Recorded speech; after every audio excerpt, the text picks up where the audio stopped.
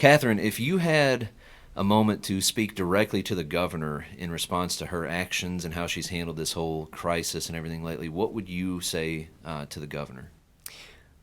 Governor Whitmer, I would ask you, do you remember the day that you got sworn in to practice law in the state of Michigan?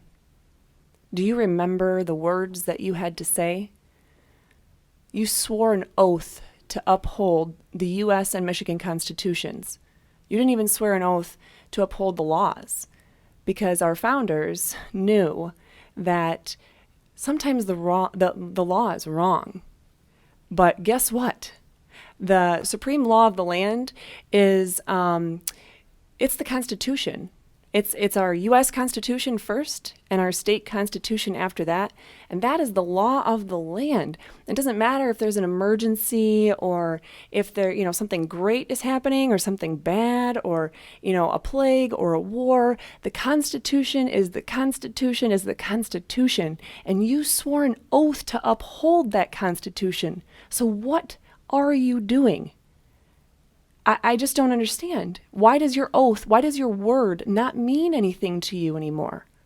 Why are you leading so many people and having the AG and all of the executive branch across the state law enforcement officers and city attorneys and prosecuting attorneys?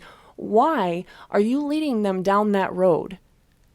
You're getting them set up for 42 U.S.C. Section 1983 claims and to be prosecuted under 18 U.S.C. Section 241, along with, malicious prosecution and abusive process. Seriously, how about you care about the people of the state of Michigan? Now, I didn't vote for you, but that doesn't matter to me. I'm not one of those people that says you're not my governor. You are my governor. Do your job. Do your job and remember your oath of office. Remember what the Constitution says. Have you even read it front to back?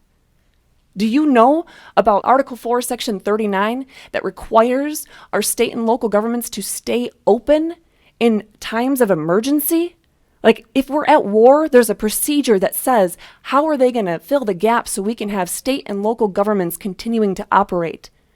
Unlike what we're seeing now, when you suspended FOIA and the Open Meetings Act and basically shut down half of government, 90% of government. It's actually funny, though. Maybe that's a sign we don't need that many people in government because you shut down non-essential government services, right?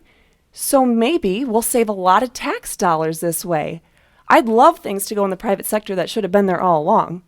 After all, our founders would never have understood the massive amount of government we have now. They would never understand why you would be lying to the people of the state of Michigan every day in press conferences about the numbers. The numbers on Michigan.gov that don't match MDHHS. Or how about the fact that you guys are violating the World Health Organization's specific directions on using ICD codes? 7.1 that's supposed to be only for laboratory confirmed cases, but you throw presumed or likely or assumed cases in there. Yeah, those ones. Why don't we start telling the truth? Why don't we start remembering what our oath is about? I don't care if I'm the only attorney that's going to stand up to you and ask you these questions. I would love to ask you to your face. I want to know, why does your oath not mean anything to you? You will be held accountable.